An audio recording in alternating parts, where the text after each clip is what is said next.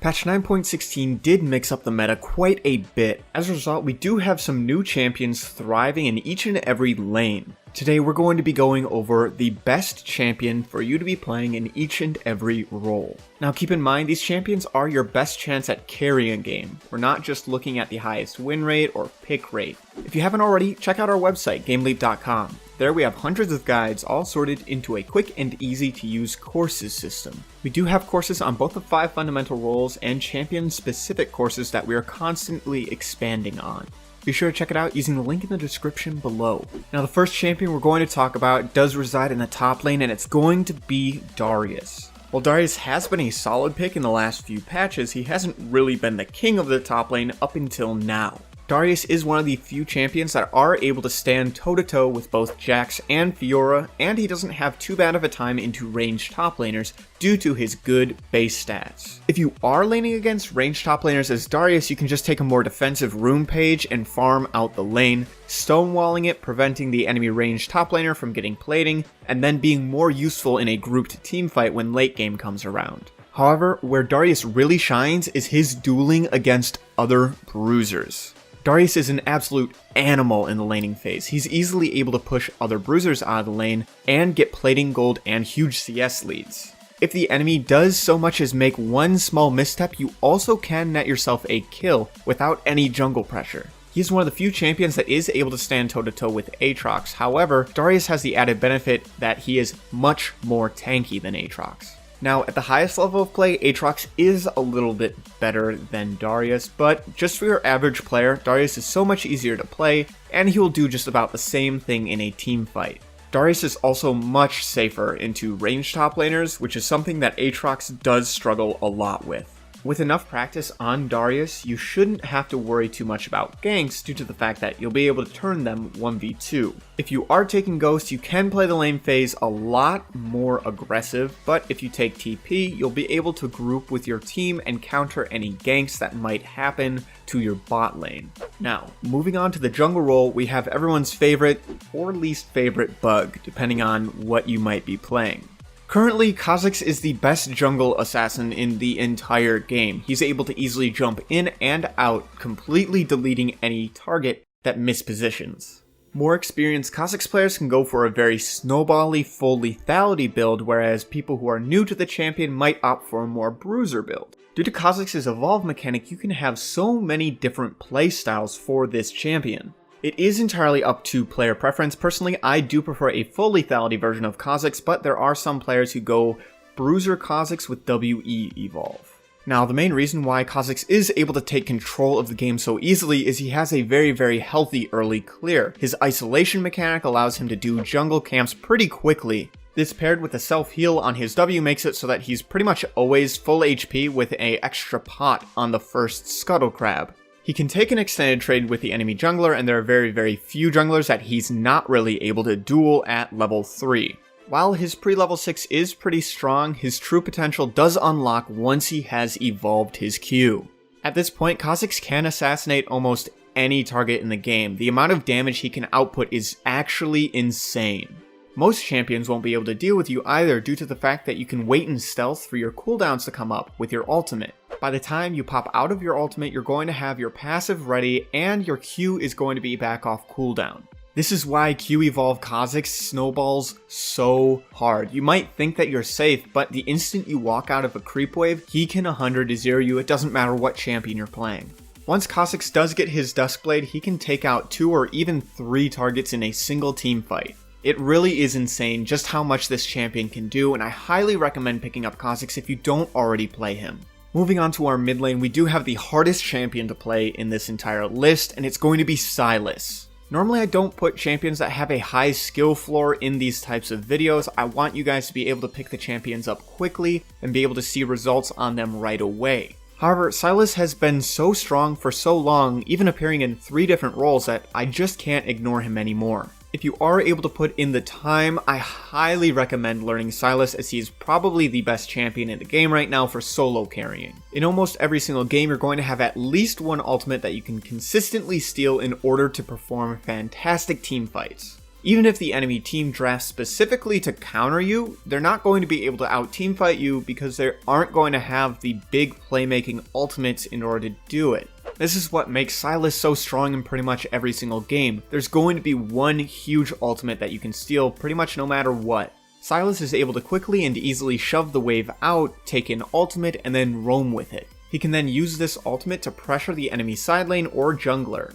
Now, keep in mind that Silas is meant to be played aggressively. If you are playing him defensively, you're not going to be seeing nearly as much success. Luckily, Silas's natural synergy with Conquer allows him to get into teamfights and stay in them for very long periods of time. With all the healing and shielding that he has, paired with some of the CC and damage, he's not really going to be dying all too quickly. He can also play on the fringe of the fights, just using Qs whenever necessary, but he is better if you are able to dive in with him. Roaming is also one of the most important things that you need to be capitalizing on Silas. He's able to roam bot lane very easily and steal the support's ultimate. Remember, most supports' ultimates are huge playmaking tools. They also have the added bonus that they were never really intended to be building AP on these support characters. This means that when Silas steals the ability and has ability power on top of it, he's going to be dealing a lot more damage with a huge playmaking ability, one of the reasons why Silas is so strong. Now, there is a lot to Silas that we're just not going to be able to cover in time in this video, so if you guys are interested in an in-depth guide on Silas, make sure to let us know in the comments down below.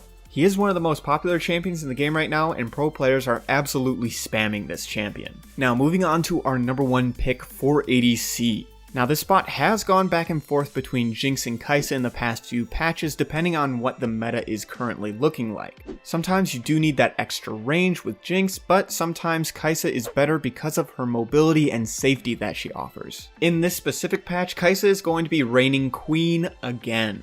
With the overabundance of assassins in the game, like Zed, Khazix, Talon, Kiana, and Evelynn, Jinx is just not safe enough, and she will just be taken out early in a teamfight. Caixa has a lot more survivability due to the stealth on her E and her ultimate, allowing her to live longer in a teamfight and deal more damage. This is the main reason why Caixa is our number 1 pick for ADC. Her survivability is much better than Jinx's, and she's able to get through these late game teamfights.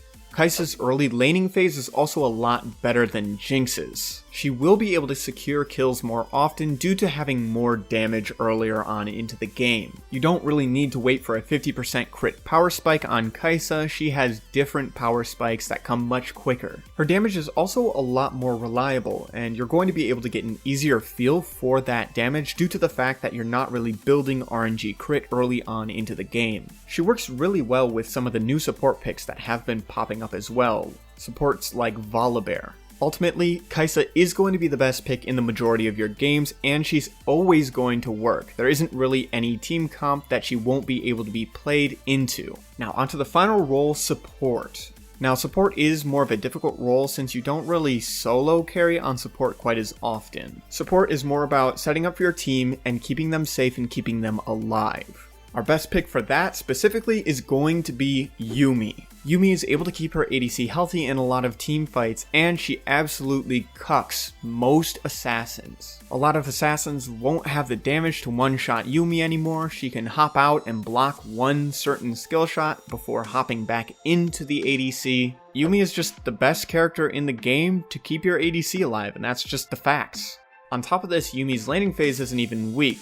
Her Q is good poke, and her ultimate has very good lockdown. It's very good for playmaking both aggressively and defensively. Yuumi is ultimately able to give pretty much everything that an ADC could possibly want. Movement speed, extra damage, some CC, survivability, all of it is there in Yuumi's kit. Now there are other champions that are able to provide their ADC with these things just as easily, champions like Nami or Lulu. What Yuumi can do that these champions can't do is provide these things to any member of the team.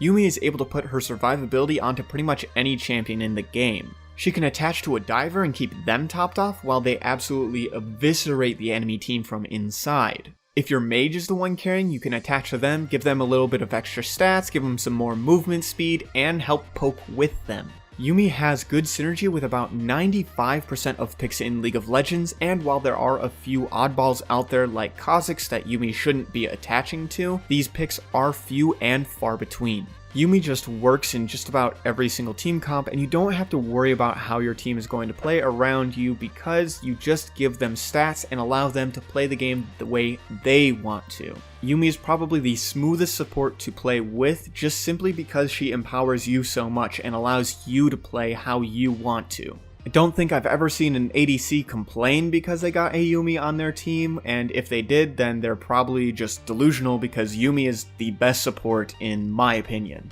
That just about does it for today's video on the best champion to carry with in each role. If you have been enjoying all of our videos up until this point, be sure to check out our website for additional content, GameLeap.com. There we have hundreds of videos, all done by challenger players, sorted into a quick and easy to use courses system. We have courses both on the 5 fundamental roles as well as champion-specific courses, so if that's something that interests you, then sign up using the link in the description today. As always, I'm Panther, I hope you learned something valuable, and I will see you in the next one.